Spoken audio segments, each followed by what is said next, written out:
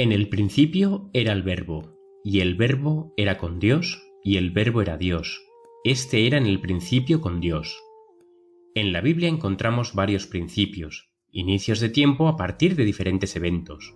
En Génesis 1:1 está el principio de la creación de nuestro universo, cuando Dios creó los cielos y la tierra, el origen de todo lo que nos rodea, pero este no es el principio de todo. En 1 de Juan 3:8 está el origen del pecado con la rebelión de Lucifer en el cielo, cuando se nos dice que perfecto eras en todos tus caminos desde el día que fuiste creado, hasta que se halló en ti maldad. Pero tampoco es este el principio de todo. Suscríbete a nuestro canal de YouTube. No olvides darle a la campanita para recibir una notificación para cuando subamos el próximo vídeo. Dios el Padre es eterno, sin principio ni fin, pero de Cristo el profeta Miqueas nos dice: y sus salidas son desde el principio, desde los días de la eternidad. Este principio del que habla el profeta Miqueas refiriéndose a Cristo es el mismo principio del cual Juan nos dice: en el principio era el Verbo, y el Verbo era con Dios. Este principio se refiere al momento en el cual Cristo fue engendrado del Padre. Sabemos que Cristo de Dios ha salido y ha venido, pero fue tan atrás en las edades de la eternidad como para estar más allá del alcance de la mente del hombre. Las Escrituras declaran que Cristo es el unigénito Hijo de Dios. Es unigénito o engendrado, no creado, en referencia a cuando no nos corresponde a nosotros el inquirir, ni podrían nuestras mentes comprenderlo aun si se nos explicara. Como hombres y seres limitados, enfrascados en el espacio-tiempo, nos es imposible saber y entender en qué momento Cristo fue engendrado del Padre.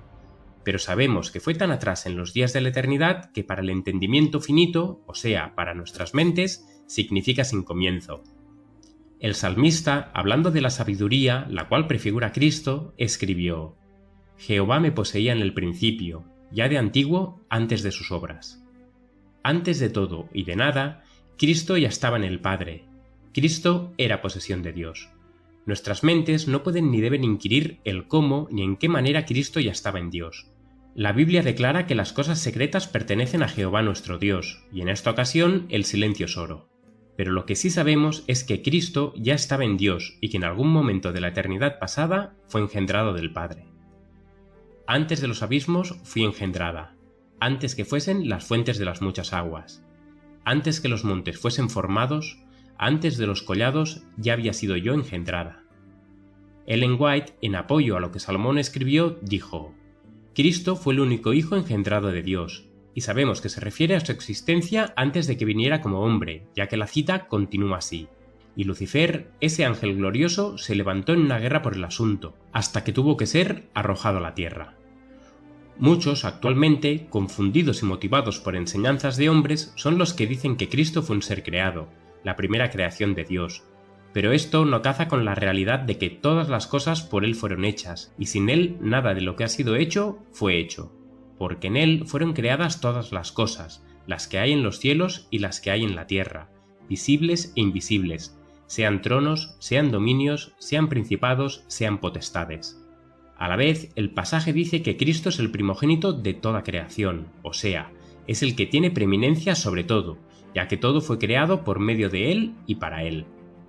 La palabra primogénito significa que es el primero nacido de Dios, pero Cristo es aún más que eso, es el unigénito Hijo de Dios, el único nacido de Dios. Porque, ¿a cuál de los ángeles dijo Dios jamás: mi hijo eres tú, yo te he engendrado hoy?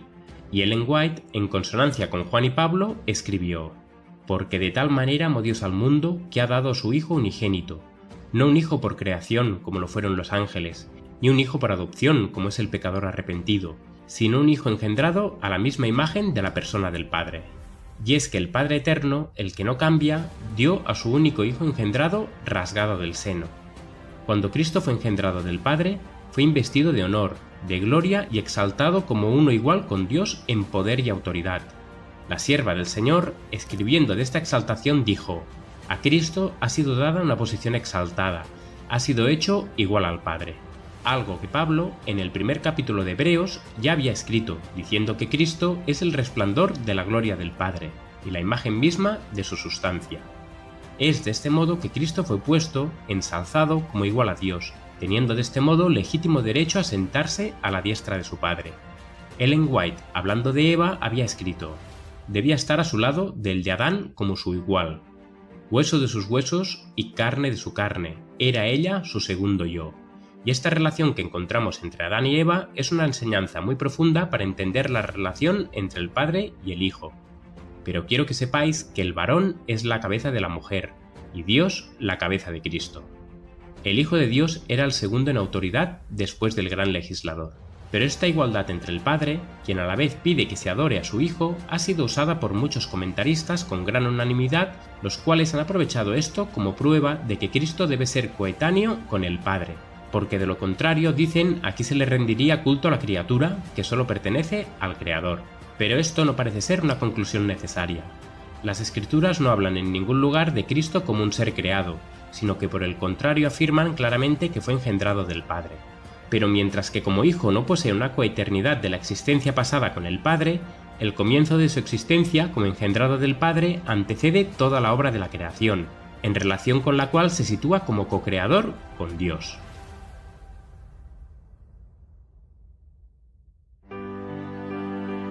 Este ministerio se mantiene gracias a tus aportes. Si quieres contribuir, ve a laverdadilustrada.com o a la descripción de este vídeo.